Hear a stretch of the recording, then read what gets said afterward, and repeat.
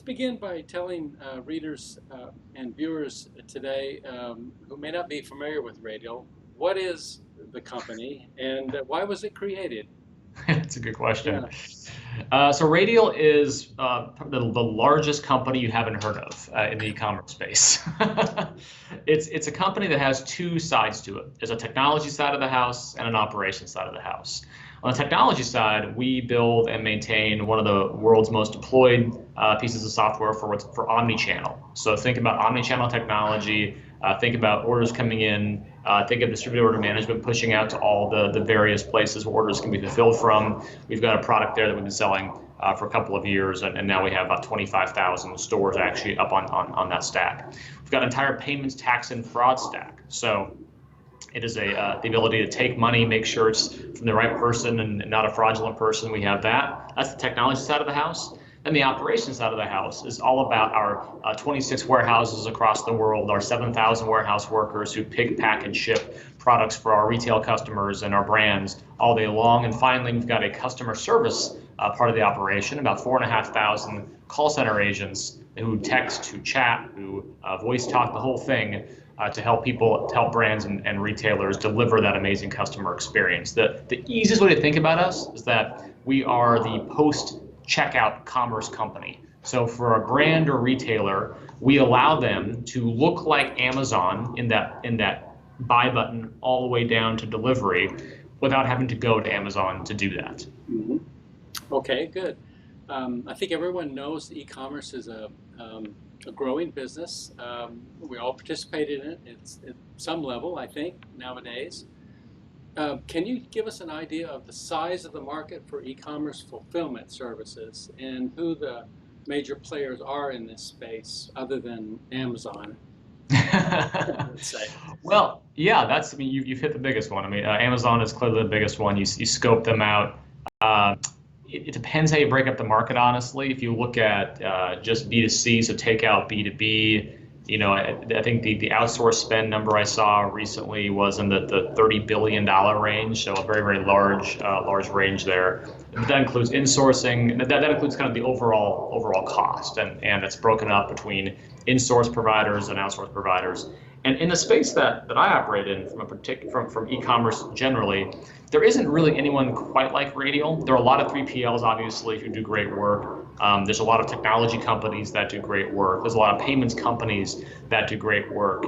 But as far as being the end-to-end throat to choke, or the butt to kick, however you want to say it, from whenever an order comes in to whenever the order actually lands at the customer's doorstep, there isn't anyone quite like Radial that has that tech and ops all blended together into one uniform offering. Certainly not scale. There are some smaller guys that have smaller operations, but at scale, it's a fairly unique offering at this point. Mm-hmm. Yeah. Let's talk a little about what the service requirements are for companies that sell online. Obviously, getting the goods to the customer is a very important piece of it. Yeah. But can you talk about what you're seeing in the way of services that your customers are asking you for, and maybe how you see this evolving in the next few years?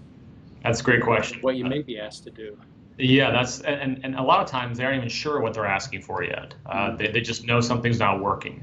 And that's where we get called in a lot of times these days.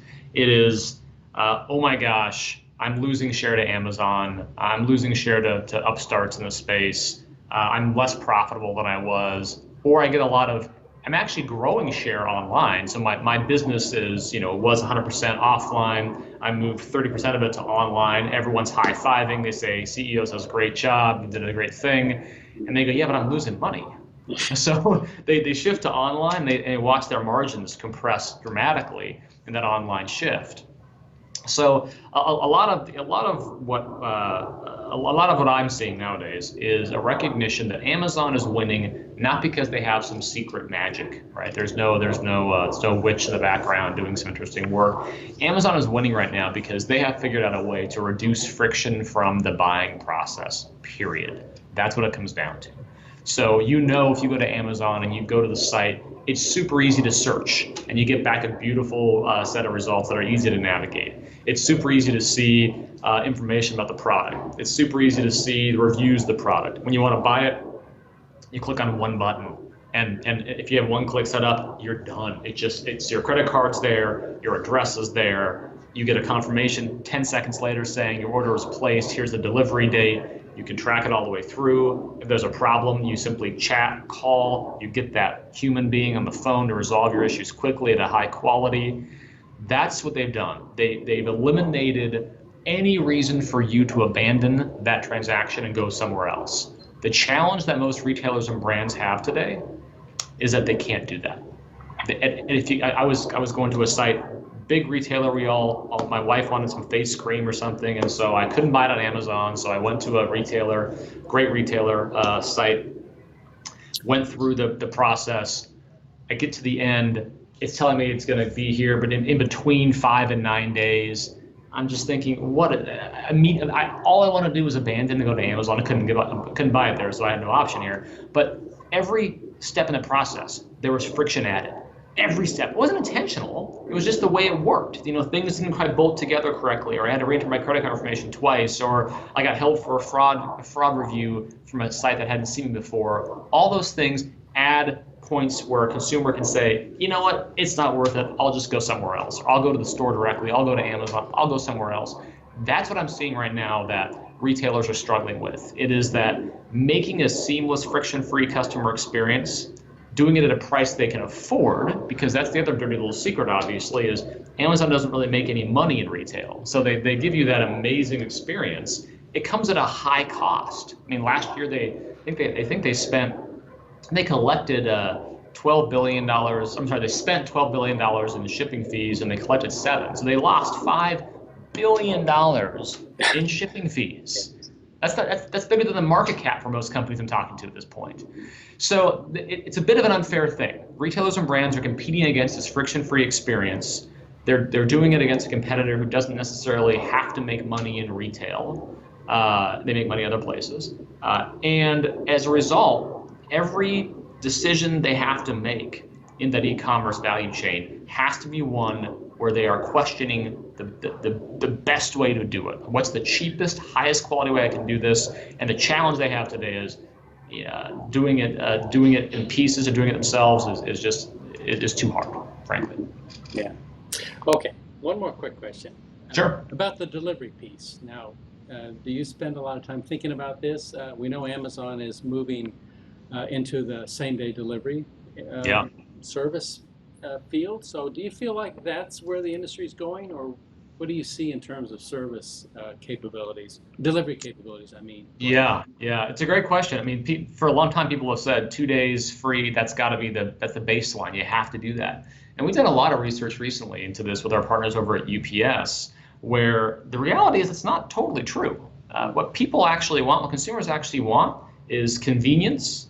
They want choice. They want control. Those are the 3 things we're seeing these days. So I'll give you an example. I have to head to New York next week for a couple of days, and I'm sure at some point I'll order something from Amazon. Maybe on Sunday I'll order something from Amazon. And it's going to come on Tuesday, most likely. I don't get back from New York till Thursday. So for 2 days, my package sits there on my front porch. Yeah. That's not a good experience. I'd rather say, let me tell you when I want it to be delivered, or put it in the locker so I can pick it up on the way home, or put it at a local convenience store near my house so I can grab it on the way home, or any of these scenarios. And so there's a real fallacy right now, I think, that retailers and brands look at delivery and say, I gotta be next day, I gotta be same day, I gotta be 2 day free.